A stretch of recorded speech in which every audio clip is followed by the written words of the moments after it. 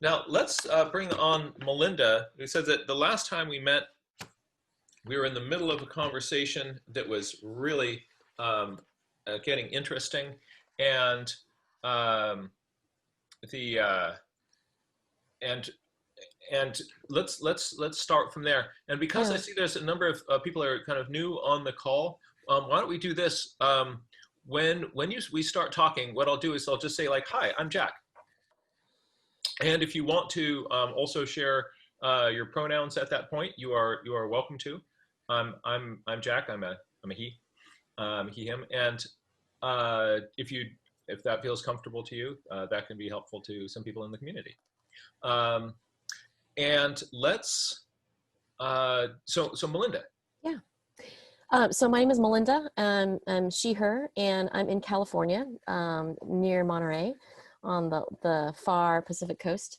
And I just wanted to say that last week we had discussed discussion norms and discourse, and it was a really great conversation. And towards the end, there were some questions, and Avea had put something up that I thought would be really valuable, and I was personally interested in having that discussion as well. So if that kind of fits connecting, her question was, do you know when it's your turn to speak?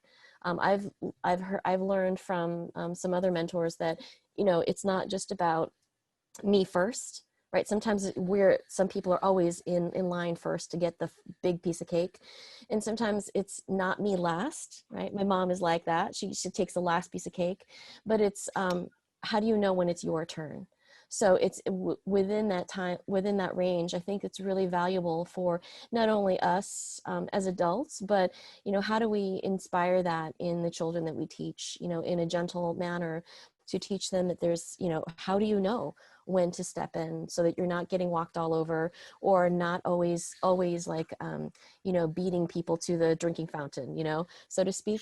So, I want to thank Avea for bringing that up, from her personal experience, and, and it's kind of courageous to say that too. But I wanted to say that is really something that I think would be a really great discussion topic for us. So if that feels right, that would be kind of an interesting way to go.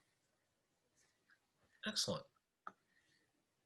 Um, Avea, would you feel comfortable in just either fleshing that out, or if my guess is that you've been thinking about this a little bit, and sort of in this, nobody has to have the right answer, but what we do is by kind of crowdsourcing our ideas here, we're going to get closer to better strategies. I'd be really interested to hear your thoughts on that. Absolutely. My name is Ivea. Either she or they is fine with me.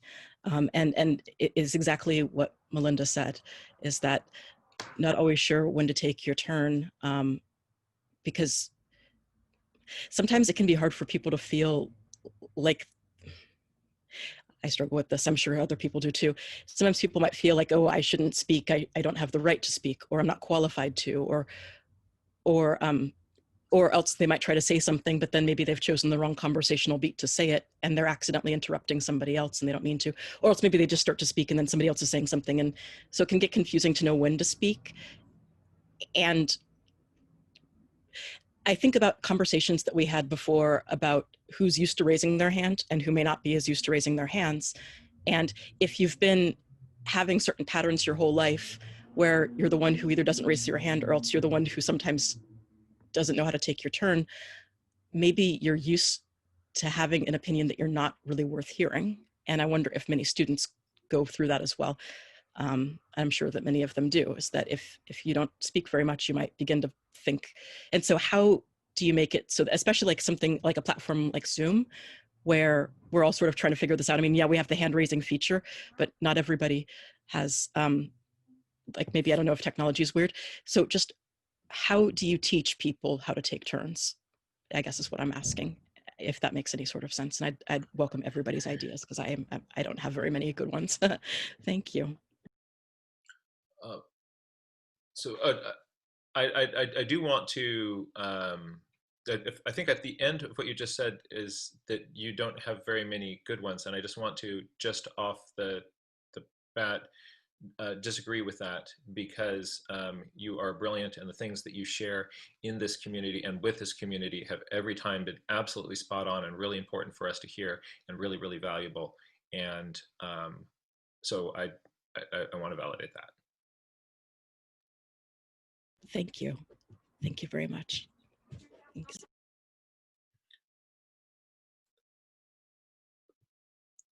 Thoughts, comments, or extensions of what Iveo is saying?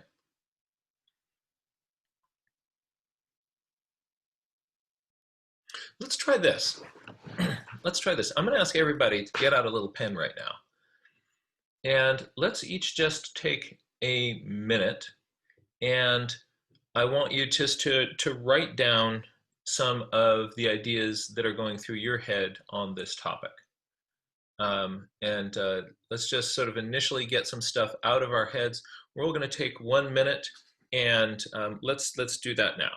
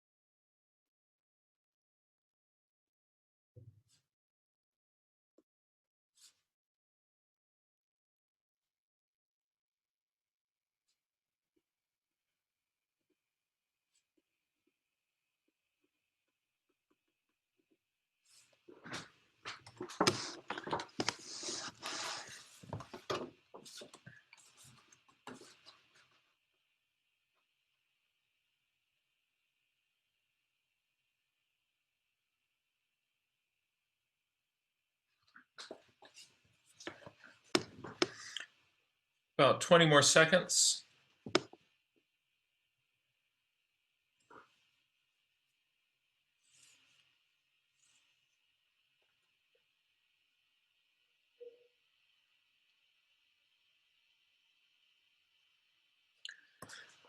So if you are someone who is normally quiet in discussions, but you look down at your paper and you've got something to share, I would like to particularly invite you in this conversation to share that with the group. If that doesn't feel comfortable or safe for you, that's fine. But if you do feel like stepping forward and sharing that with the group, we'd really love to hear that.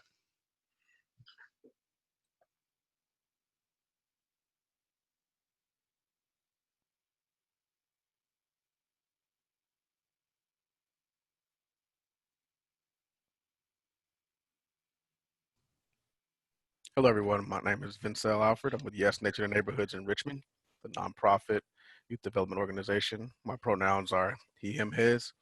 And just as a facilitator, I don't know if this is on topic with what Melinda was, or Ivea was, excuse me, was speaking on, but one thing I learned recently was taught by my supervisor was to not be uncomfortable with silence. Like if you ask a question to a group, especially of youth, you know, you used to like saying, okay, they don't want to answer, and you just start going to the next thing, but sit in that silence for a while, you know, maybe even 10 seconds, which may feel really weird, but you know, don't shy away from the silence. Thanks.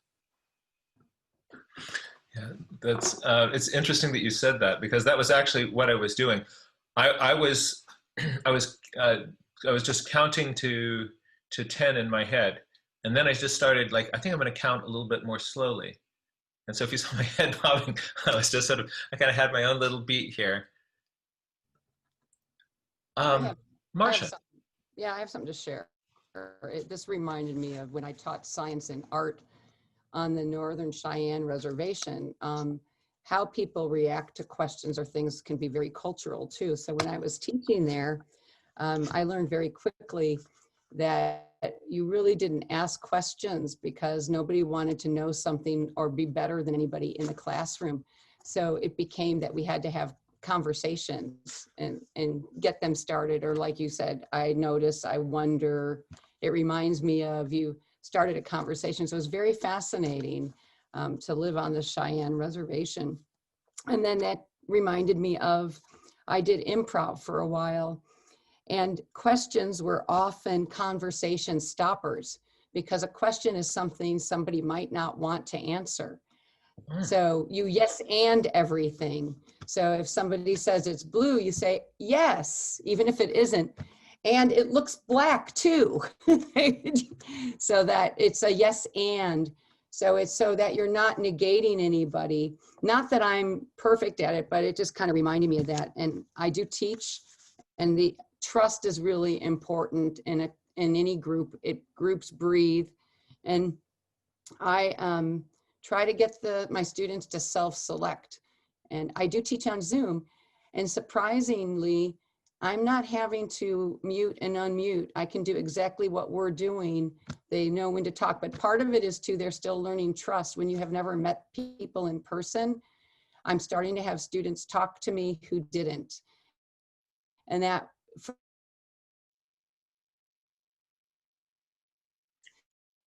takes time because there is definitely a different energy in person.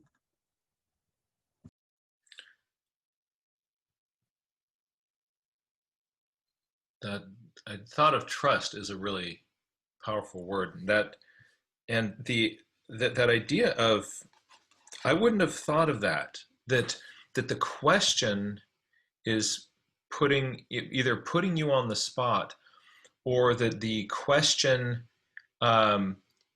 if you step forward with something, then you are sort of showing up other people, and a more collective community or society. People are not wanting to do that.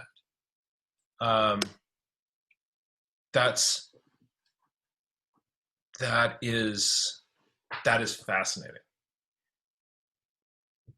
I just got the goosebumps. Yeah. I'm going to draw some goosebumps around what you were saying there.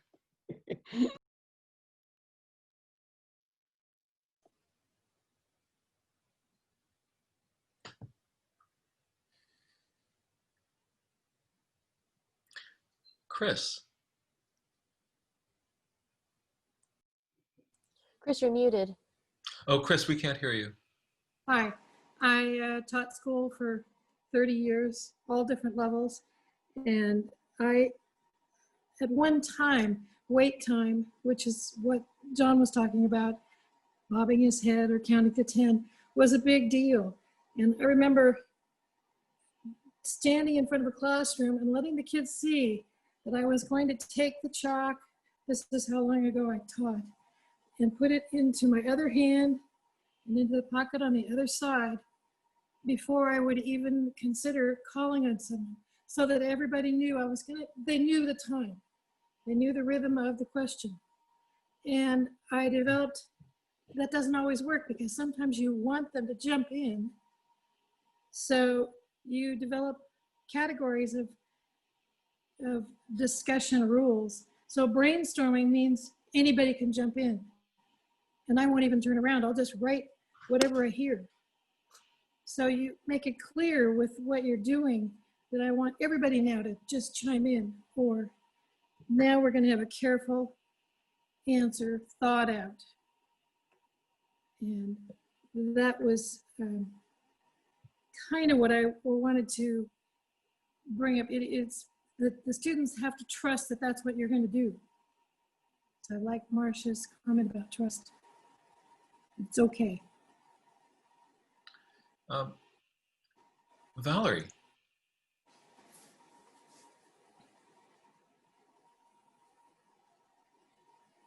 She's got the same problem. It's I think the bottom left-hand corner. There we go. There we go. Finally got it. I guess I have a few thoughts to share. I mean, I agree that that trust is huge because people feel really vulnerable. I mean, some people feel really vulnerable to answer a question with an answer they're not confident in. And it's not important that the answer be right. It's important that they participate. So, you know, I pretty much kind of, I don't overdo it, but I kind of celebrate that person for participating. You know, it's like I make a verbal note that, oh, that's a really good thought, or I like where you're going with that. Whether it's the direction I want to go or not, I mean, it's like, you know, I try to acknowledge that. I've got a little list here. I agree that silence is a really valuable tool. I think that's great. Sometimes in my classes, I have one or two people that like to talk a lot so that they kind of take over the conversation. There's not enough space for other people to participate. And so, you know, you have to do it really respectfully, but I just, you know, I thank them for their input. Usually I kind of wait till there's a little wedge in there for me, and I thank them for their input. I acknowledge, you know, what they have to say and how valuable it is. Then I move on to somebody else. It can be a little bit of a dance. And then when I'm teaching kids, it's kids and adults, but they, you know, there's usually somebody that comes to the table with a lot more natural history experience than other people. And then that person wants to like answer all the questions, take on all the conversation. And yeah, that. And their input is valuable. But again, to me, it's equally as valuable to get other people participating and engaged. So sometimes, even though their hands are just going like crazy, I won't ask. I won't ask them to answer the question. I have somebody else answer the question. And I mean, I don't totally ignore that kid, but you know, other kids have things to say too. So anyway, so I try to spread around the opportunity. So, okay, that's the end of my list. So you're balancing opportunity. Opportunity is an interesting word that you used.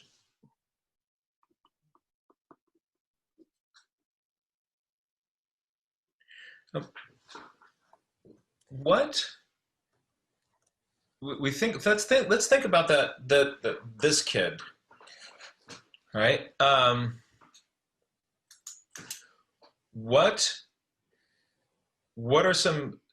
Who does that kid tend to be in the classrooms that you've been working in? Can we make any generalizations about who tends to be hand up, immediately, always dropping in, always something to share?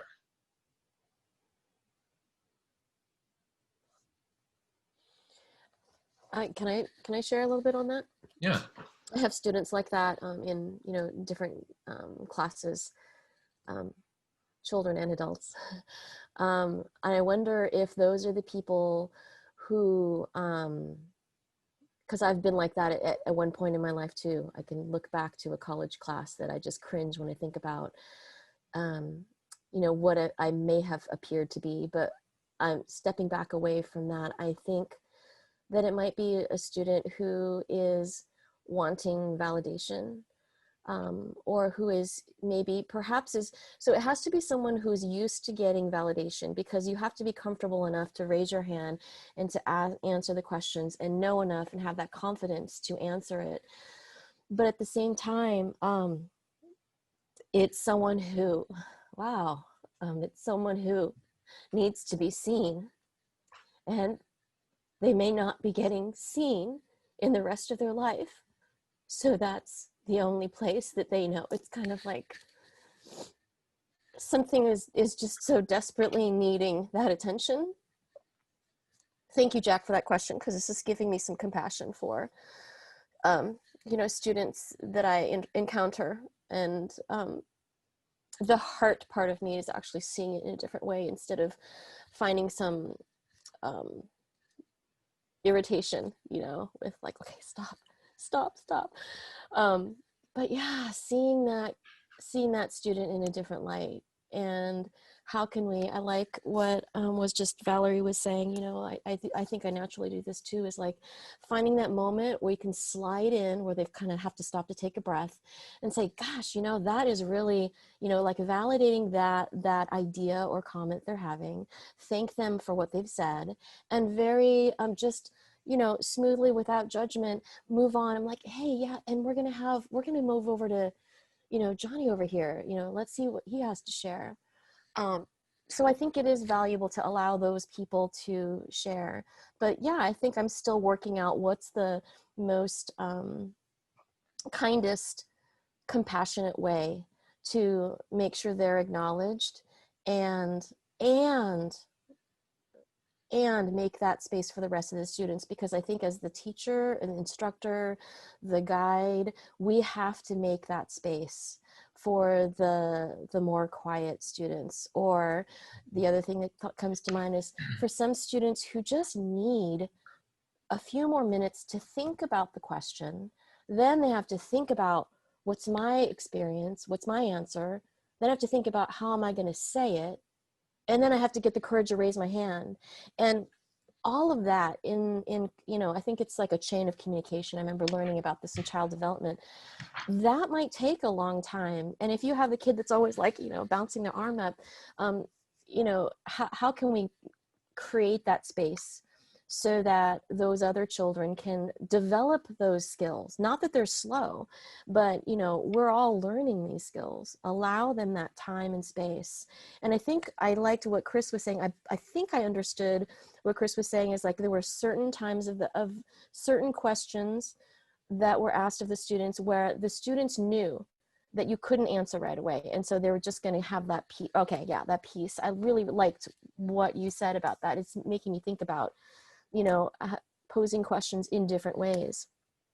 And for me, I am generally the kind of person who is not shy to participate.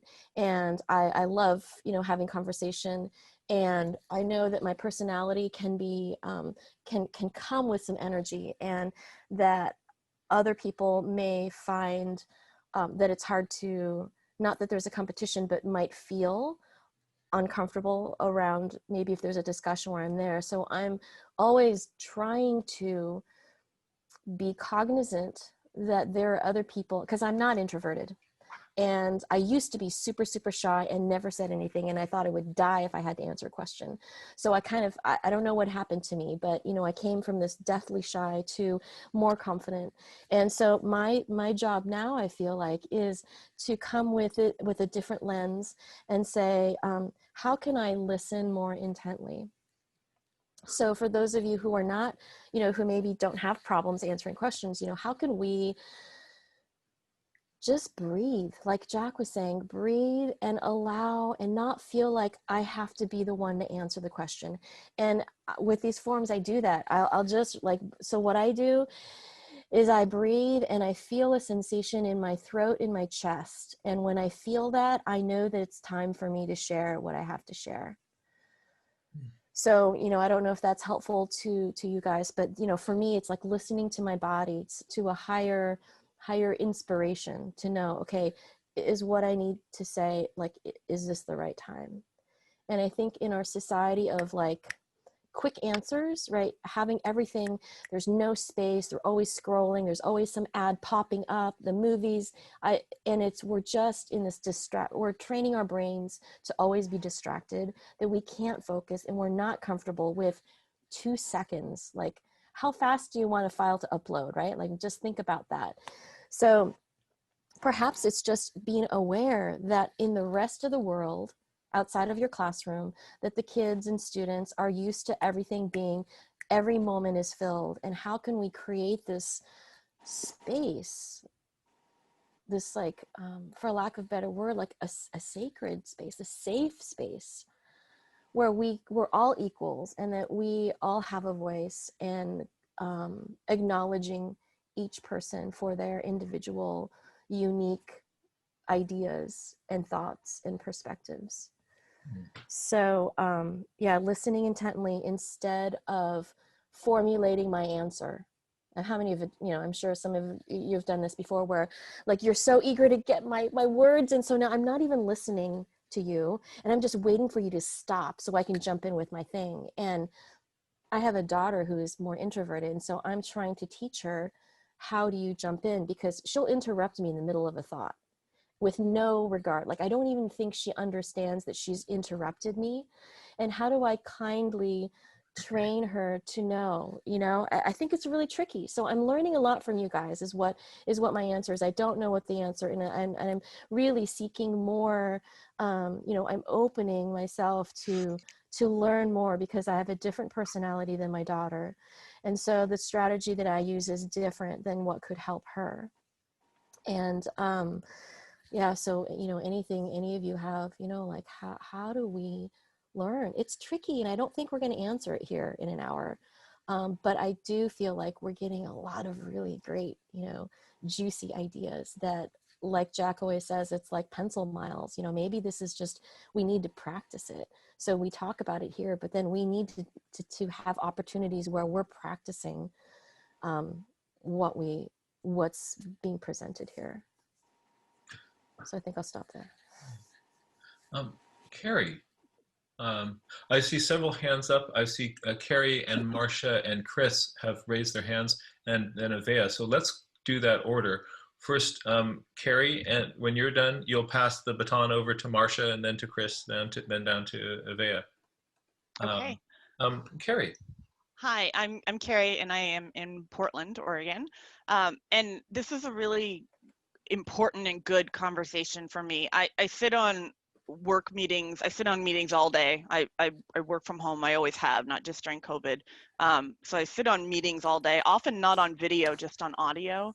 And so I'm not, I don't tend to be shy. I tend to jump in and probably be on the more aggressive side of those conversations. But so this is really good for me to hear this side of it, that the other side of that perspective. And what I wanted to share was that I think that this sort of conversation is important to have, because just like you know, I think for me, when I see people or hear people not participating in a conversation or hear silence, I interpret that as lack of interest, that they're either not engaged, that they're multitasking and aren't listening to me, or that they don't care. They don't care enough to bother to jump in and have that conversation. And what I'm hearing here and realizing and really opening up my perspective is that it's not the case. You know, that's a bad assumption to make, and I need to work on that.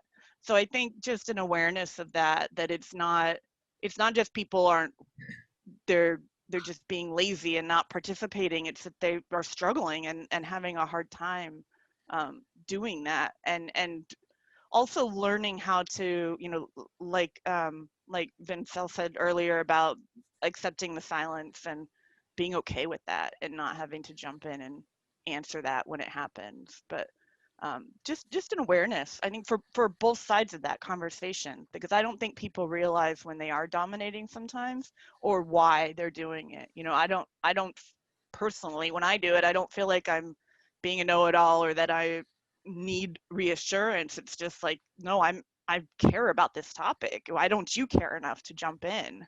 Mm-hmm. And that's not the case, and I need to not assume that. So Interesting. That's the idea of that self-awareness is really powerful in that. Mm-hmm. Thank you. I have to go. That's the reason I waved. I was waving goodbye.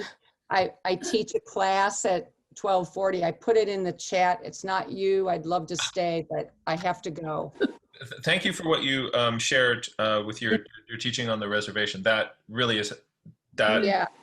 And they ended up teaching me. Yeah, they ended up teaching me so much because I listened to them about what was around them. So yeah. Mm-hmm. Bye. Thank you. Chris. My comment was back when something in the middle of Melinda's saying, but I just used to do something that was sort of humorous. It loosened up the classroom and got others to talk I used to say, if you know the answer, raise your right hand. If you don't know the answer, raise your left hand, so that everybody had to make a decision about it, not whether I want to be called on, but if I want to add to this discussion or I don't. So they all had to listen. And if they didn't raise a hand, I would probably call on them. So they really had to think about it. It worked really well in groups that had a lot of monopolizers. That's it. Nice. And I didn't do it all the time, but I did it for fun, and the kids knew we were doing it for fun, and it would loosen them up. So. I should apologize. I have a lot of compassion for people who are teaching more than one person at once. And, when everybody has so many different needs, because there are so many different people and they all have different needs, and each of those is a valid need in the group. Because while I was talking here, well, as we talk about with interruptions, I got interrupted, and I was trying to focus, but at the same time not be dismissive of my son. And it just, that's a lesson, object lesson right there, that you're oftentimes working with people with a bunch of different needs and trying to listen to everybody. So I think that slowing down is a good thing, because then it lets you listen to more people, or if you can teach others to slow down a bit more as well. And then I wanted to add that, speaking to something that Marcia had said earlier about a collective and about people not wanting to show each other up, I'd written down an idea about maybe somebody might have interactive type questions where then people can raise their hand if, oh yeah, I relate to that, or, and it made me think of nonverbal participation as well. If people are having trouble with speaking up. So for example, I'll just do an example right here. Raise your hand if you like ice cream. And just like that, everybody's voice is getting heard, just like that. Or let me think here. Raise your hand if you are more excited about, I don't know, the nature side of nature journaling than art. Raise your hand if you're more excited about the art side than the nature journaling. And raise your hand or both hands and wiggle your fingers if you can't decide. So that just came to me, like maybe nonverbal participation, or finding ways where multiple people can answer the question, because then that both balances the needs of the people who want to be validated, like what Melinda was saying, the ones who raise their hand because they want that validation, and they probably want it for a very good reason. I mean, we all want validation. Also with the people who might feel shy or might feel, oh, I don't know if I can really, if I can really participate. They might be shy about it. But then if the entire group is sort of being invited to participate, they might not feel nearly so singled out. And then also you're nobody's showing each other up, but at the same time, you're able to have your voice heard. So that was just a thought. There must be more ways to work on that. So I'm trying to think about more ways that could, with the whole curiosity thing, or okay, here's another one. One thing I really appreciated about Wild Wonder, and also about my field trips with Jack, is that there's a part where people can leave out their journals to share with each other. And at first, if you're really shy, then it can be difficult, because you might worry and you might look and you might compare. What I like it the best of those moments is when you're not openly saying, oh, this person, that person. You're just simply walking around and looking and getting to enjoy everybody's work. In my mind, that makes it less a comparison and more like a tapestry or a mosaic of everybody's different styles. And I think it's a good way of making sure that everybody gets seen as well. Because if it's a one-on-one thing, you might be shy to hold up your journal. But then that way everybody's sort of getting seen. And if only there were a way to find, like, to acknowledge people. I don't know, maybe it's the sort of thing where this is just an idea, so this may not even work, but hey, what are they for? Ideas are for trying. Maybe it's one of those things where you leave out like a piece of paper with 1, 2, and 3 written on it, and then you go up to each one, and so that way each person gets 3 nice things said about their piece. I don't know, or like just noticing things that people do well on each of their pieces. So maybe that would be something to explore more, is nonverbal participation and encouragement that way. And also, I like the idea of think, pair, shares, or smaller groups, because with smaller groups, then maybe if there's only 4 people, then everybody gets more of a chance to speak. And plus then, that you have a bit more space for that. And And also, you're not speaking in front of 30 people. You're speaking in front of a much smaller group. And it's more of a conversation, like what Marcia was saying. Thank you. Yeah, thank you, Ivea. You just reminded me that during the sharing, I wish we could all put our journals out on a bench and walk around them, because you pointed out something that I didn't really think about, was that it makes it more towards the anonymous side if we all have them down, and then they have the option of turning it, closing your book if you don't want it to be seen. But yeah, just the structure of Zoom where you know who the person is that drew it, is holding it up. They need to have some courage. For the Sunday Monterey Bay Nature Journal Club, we've started to do breakout rooms for the sharing portion. And I've gotten feedback that the idea was that I thought maybe people will feel more comfortable if they're in a group of 3 or 4, that they might be more likely to share what they've done in a smaller, safer space. And so we do that for about 15 minutes, and then we come back out into the big group. So, I'm not sure that would work with kids, online, but I just thought I'd throw that out there, that maybe we can think of ways to, while we are still online, how can we create that space so that everyone feels safer? And maybe just, and what I really liked is what Fiona had shared, maybe it was on one of the teaching, how to teach nature journaling, about that what she's gotten from nature journaling is this courage to, speak up and share her opinion in all areas of her life. But it started with nature journaling. So perhaps we as educators can create that safe space in our class, and that could ripple out into other areas of, those students' lives. So thanks, Ivea, for, that thought and some great ideas. Thank you. Let's jump down to Kate, and then over to Arpan for, there you go. I'm somebody who needs to do the silence thing because I'm the person who always wants to jump in and interrupt. So I apologize if I do that. But one of the things that I do with my students, because of course, when you're in a group of kinder and pre-kinder kids, they all need to have some kind of group norms.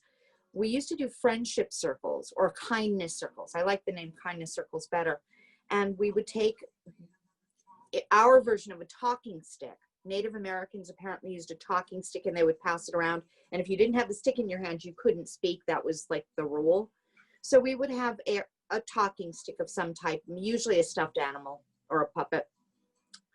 And just to get them warmed up and get everybody comfortable talking in front of everybody else, you would turn to the person who was to, your left or your right, depending upon which way we're doing the circle. And you would take the puppet, you would look the person in the eye, and that was the most important thing. You have to look at the person directly in the eye, and you would say something nice. I like you because you did A, B, C, or D. I like the way you make me laugh. I like that you are kind to me. I like that you're smart. I like, and if you couldn't think of anything else, I like that you're wearing a blue shirt. You could say anything, but you had to say something. And very, very simple, 5-year-old level.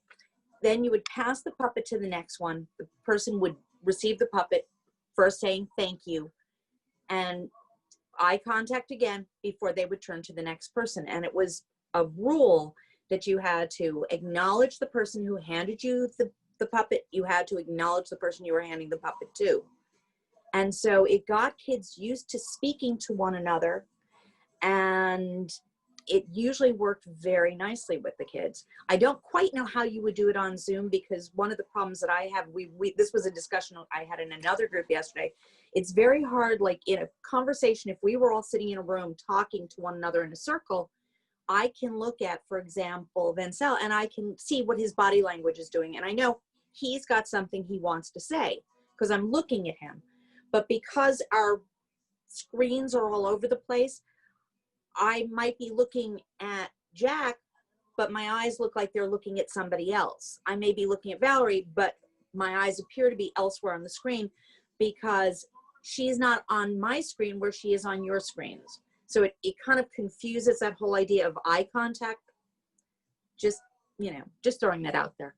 but anyways, but trying to have activities to set up a safe space. So kindness activities to get started. And then you've got those norms and you're finding they carry over into the rest of your class. That's Precisely. And something else that I sometimes did, and again, this you could probably do with Zoom a little bit better, is that if I had things that I knew the kids wanted to answer, I had everybody's name on a popsicle stick, and I would put them in a cup, and I would pull out, say, 5 popsicle sticks. And if your name was on one of those popsicle sticks, you got to answer that question. Then I put those names to the side, and the next question, I would pull out 5 new popsicle sticks. And that way everybody got a turn, and, you know, whatever they said was fine. But that way we all knew that it couldn't always be, you know, the child. And like Melinda said, it's usually the child who's is very much attention seeking. Because I had kindergartners frequently, that was the child who had a new baby in the house. Almost always. But anyways, I've said my piece, so I'll be quiet. Okay, we're now going to jump to Arpan and then over to Jack, and then I've got a question for you. Right. Thanks, Jack. So, this is at the back of what Melinda and Carrie, I think her name was, shared. So when I'm working in a corporate environment, I've worked with very, very dissimilar teams so far. And the level of engagement that we have within the team varies depending on how the team dynamics are, what the level of the people are, how culturally adaptive they are, and it varies significantly as we go from one project to one assignment to the other. So one thing I've often seen, and I'm quite an introvert really. So previously I was too eager to speak, have my speech ready, I know what the topic would be, I know what the points I'm going to make, but in doing so, I'd be losing track of how the conversation is going. So I am not really listening anymore. And that's the point Melinda mentioned. So right now, because I've worked quite a bit, I have moved out from that scenario, and I've started being comfortable without knowing something. It requires some degree of engagement. So concentrating more on the engagement rather than providing something, I think that's a very key message. And if I'm not saying something, it doesn't mean that I don't have anything to say or that I'm not listening. Really, it's a thing that we come to. It's a lot of a balance involved, I think, over time that we develop when we connect with the people. When I'm leading a team, and I take some time out of the day trying to talk to them, and in the course of days I get to know, okay, this person is like this, that person is like this. So even if he's not talking in a meeting, I know he has an opinion, he has something to share. So even if he did not speak, I will make a point to reach out to him separately on a call. So right now the Zoom calls, hardly anyone puts on the video. So it's tremendous amount of respect. Teams calls. Okay, sorry. So Teams calls, that's how we work in the corporate talks.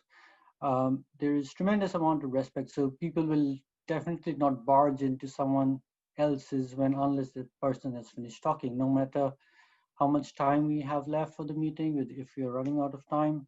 And that's really great to see. And oftentimes I did not see, even if there was no Teams, when I was working live in a physical environment, I didn't see that happen. But right now, even when everyone is working from home, I see that more often that people are considerate of someone else's opinions and options.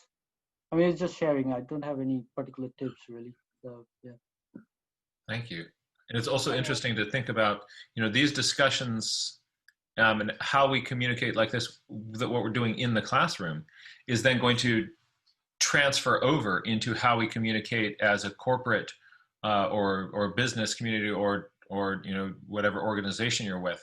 These same skills apply. And so when we're teaching these at the young level, we're actually training people about how to have discourse and how to collaborate on the other end. Was quite similar to mine. So when a bunch of people are talking, instead of just interrupting or something of that sort, when there's a gap, you can jump in, but also try to think whether the person is done or not, whether he seems done. And then jump in. Yeah, that's a really good fundamental framework to keep in mind. Right. I had a few sort of random thoughts that were sort of tied to different parts of things that people said, and I wanted to also, kind of looking down at my notes here, just sort of say some of the things that I'm kind of putting some also big mental highlighters on.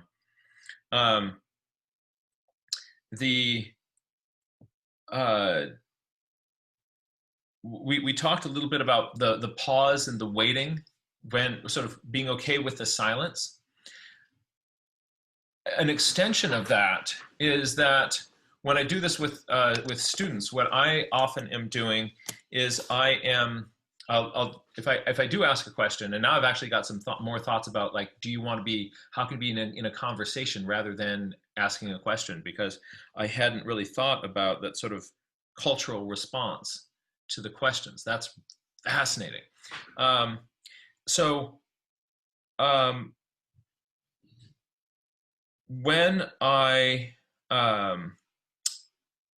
I ask a question, what I usually do is I start my counting, and I'll be there counting myself, kind of entertaining myself with my whatever I'm doing. And then a student raises their hand, and then I keep counting. And then another student raises their hand, and I keep counting. And what I do is there's sort of some kids they'll have their hand up, you know, something comes to their head and they do this. Others, the students need to kind of process it a little bit more, and to think about it, and to think about it more, and given time, then their hand is going to go up. So that's the reason that when I watch the students, what will happen is one hand goes up, and that kid always puts their hand up, right? Then another hand, and then all of a sudden there's this little garden of hands that go boop, boop, boop, boop, boop, boop, boop, boop, boop, boop, boop, boop. And then you've got a smorgasbord of hands, and then you have an opportunity to call on people who you usually don't hear from, right? Another strategy with that is that I find that if I ask a question, and there's, then a kid puts up their hand, once they're sitting there with their hand up, they're no longer thinking. They're waiting to be able to share their thing. So a teacher showed me a wonderful strategy, and I've adopted it, and it works. Instead of raising their hands, they sit there at their desk, and if they have an idea about something, they put up a finger. And then when they get another idea, it's another finger. And another idea, it's another finger. And then another finger. And so that they can be sitting there kind of generating possibilities instead of waiting to be called on. That's powerful. And also then when you're looking around at all the students who have their various fingers up, if there is a student who usually doesn't talk and they're doing this, it's a really good idea to call on them, because what if you call on somebody else and that person just said their idea? And so the sort of the fingers instead of the arm, that's fun. I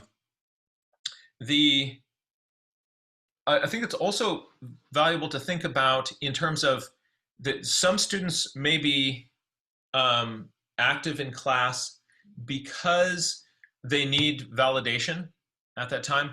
And for others, it may just be their norm. They're used to talking, they're used to being on center stage, and it's their comfort zone. And so even if what they have to say isn't that valid, they're going to put it out there. My experience is that at least in this culture, those kids tend to be male and they tend to be white. And so I think it's important to just be aware in your classroom of what proportion of females in your class are talking, what proportion of people of color in your class are talking, and have as a teacher, you're thinking about, if you're deliberately trying to engage other people, when you've got a bunch of kids with fingers up, this allows you to be intentional about who you're calling on, because you may get into a pattern of, initially calling on people who look like me, because it might be just sort of some subliminal kind of, it's my comfort zone, you look like me, I'm going to call on you. Knowing that is a possibility, it gives me the room to kind of sit back and watch. And if I do have a pattern, then I can be intentional about breaking that pattern.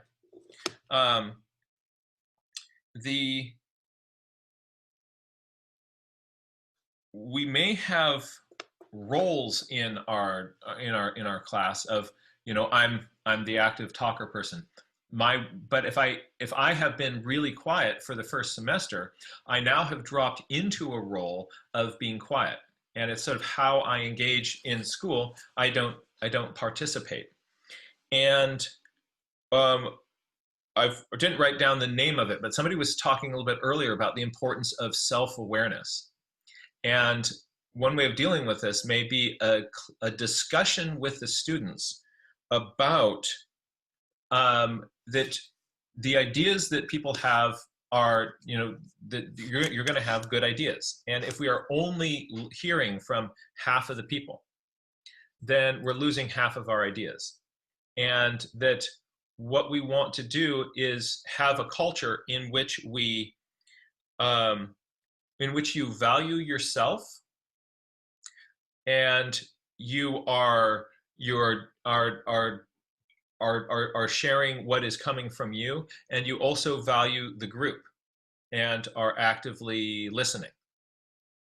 And so that that bit of self-awareness, I think, may go far in developing that. It is now 1:03. I wanted to ask, I've got a question that I'd love to pose to this group. And is it all right with people if we go 10 minutes over? Right, I'll try to kind of have a hard stop there, right? So it looks like I'm seeing a number of people who may be able to do this. All right, so my question is, what is going on? And this is, it's going to be a very heterogeneous group. So Arpan suggested that, when somebody is being quiet, it's not necessarily they're disengaging, but what are some of the sorts of things that are going on in the minds and the hearts of students who are not participating? And what sorts of things for those what are some of the different kinds of students who are not being involved in the conversation? And what are ways for some of those different categories of kids to open the possibility of the opportunity of engaging?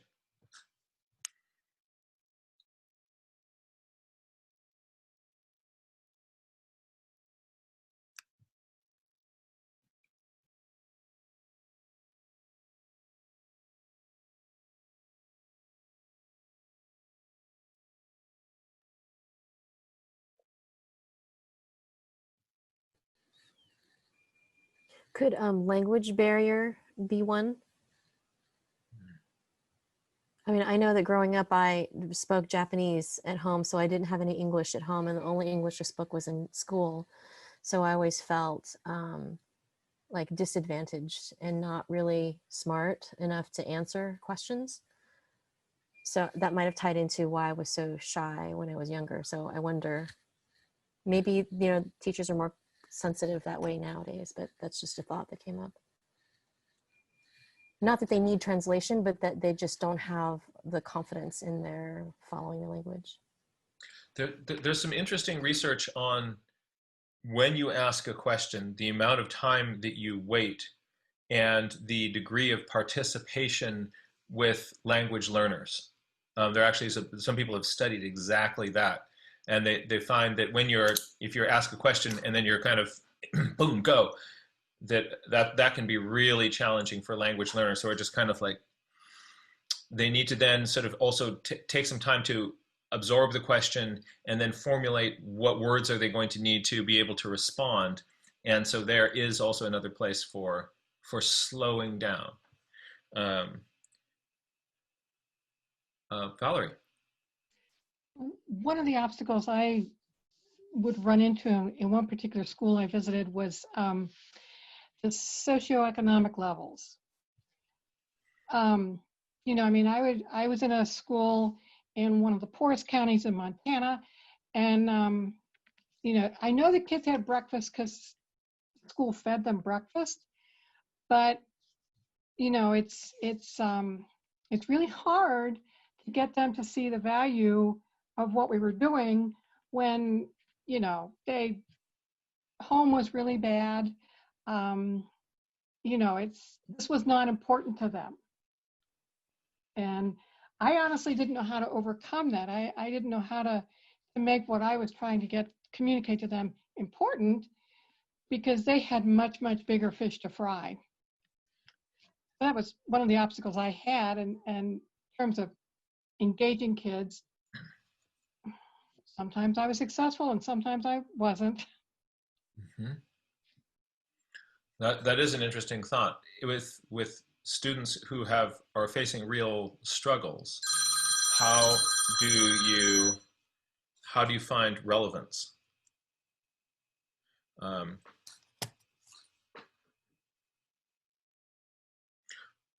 What else is going on with if you were quiet, think about what was going on for you.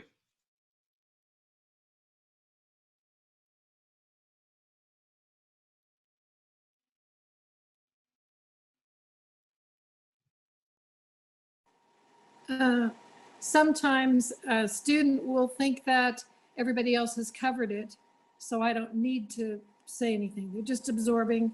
So they're there, they're listening. But for me, a lot of times, you know, that's what I think. If it's being covered and I have no questions, sometimes I'll kick back. Yeah. Motivation is a really tricky thing. And I think you said something, if it doesn't relate to their world directly, to their own reality, and they don't have to clarify that, then they may not participate. Relevance. Yep. Relevance, yeah. There's an educator, educational philosopher who sort of developed some of the kind of cornerstone principles in Parks interpretation, named Tilden. And so you can look up sometime if you're curious, Tilden's principles.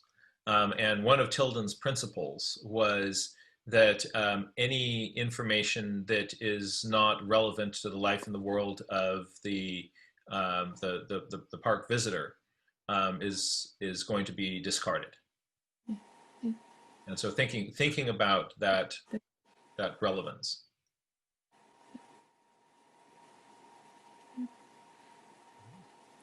So, sometimes in the classroom, I will create a conflict where they have to take a side, and it might anger them just to get that attention and get it clarified. You know, if we just present one side of something or present something as a fait accompli, that's just imparting information. But if you present it as a dialogue we have to have because we need to make a decision, or, you know, what do you think? Here's one side, here's another. So I think sometimes that's a good way to debate or consensus. Yeah. Victoria, you had a thought, I believe. There we go. Now I've unmuted. And sorry for being late. I just realized daylight savings time happened for us yesterday, and I didn't think about that. That would be an hour earlier over here today. But I'd like to speak to Melinda's topic of language and go on to culture, because if I thought about when I was silent in school, it was because I moved a lot to many different places and countries. And I think that experience kind of taught me, or perhaps I responded by whenever I was in a new school. It took me a while because I was observing how do these kids think and act, and I would try subconsciously to be a bit more like them, you know? And so my shyness or quietness was simply because I was trying to get a map of their knowledge, their opinions, to see where I fit in, because I was, you know, different in whatever ways. And so I think whenever you have a class with a whole mix of cultures, whether it's first generation or recent immigrants, and I think that can play a lot, that sense of this young kid just trying to find their place. Yeah.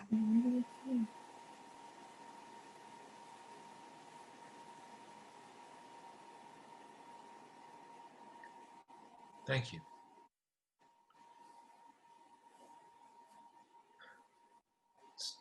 Arpan.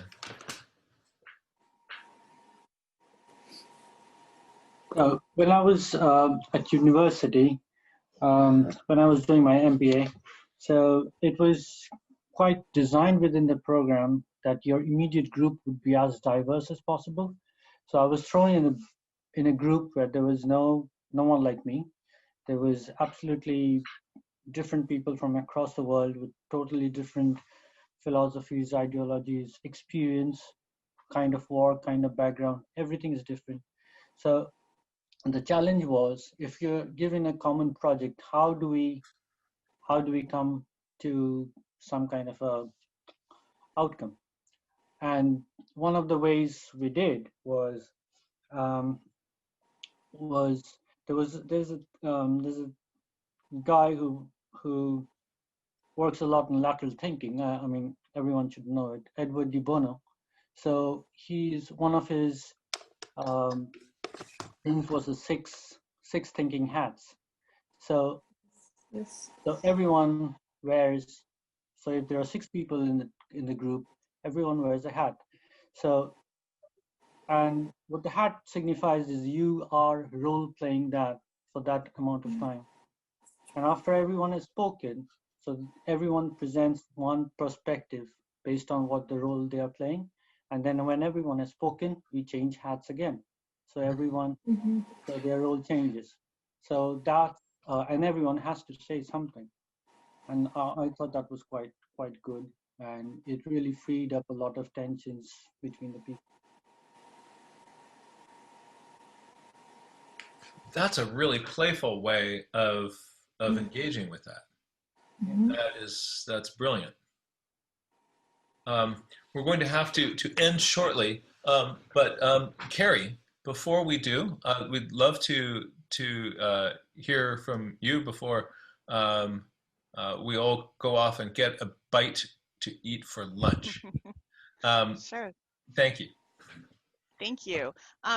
Really along the lines of what Arpan was just saying about everyone participating, I think sort of there becomes a cultural norm within a meeting, within a group, within a class of, oh, during this math class, so-and-so is going to give all the answers and the teacher is going to talk and that's what's going to happen. And people start to expect that. and they fall into those roles, and they quit. They don't break out from that, and they just, my expectation is that so-and-so is going to answer all the questions and I'm going to sit here quietly. They start to maybe even tune out because it's just the norm of that group. So I like that idea of the 6 hats and making sure everybody's participating and switching things up a little bit, because it just to break out of those norms. Yeah. That yeah, this stuff that right here at the end of our discussion here, in my notes, I've got break roles down here, and the hats was up here. You just made me draw a big line across my journal to connect those with a little line, and now I have to draw in some hats. Did you guys actually have hats that they would pass out? You could. See, that's Hats with the roles written on them.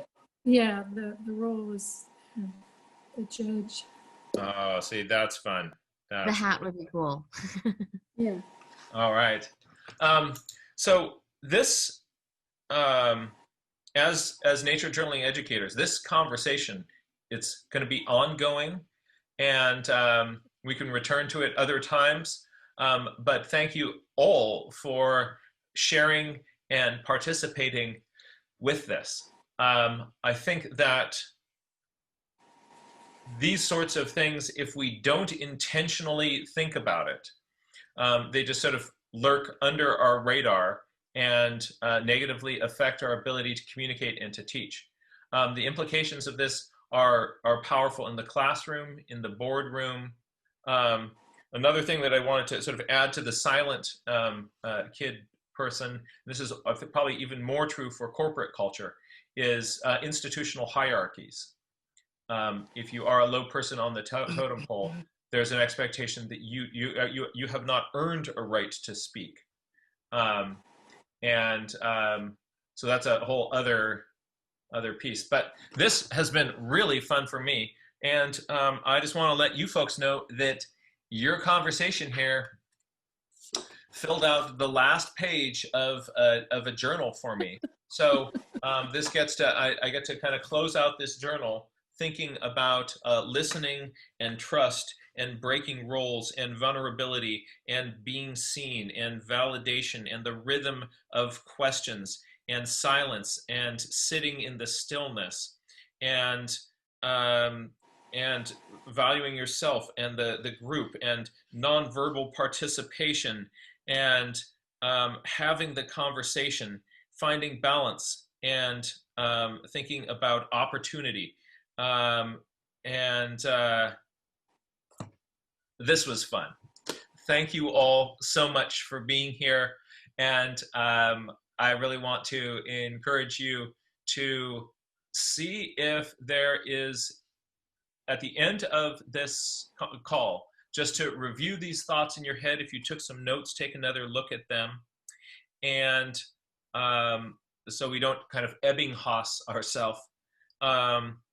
Take a look at your notes and see if today, in some small way, there is an opportunity for you to bring in one of these ideas in what you are doing, even if you're not teaching in a classroom, just in interactions with other people.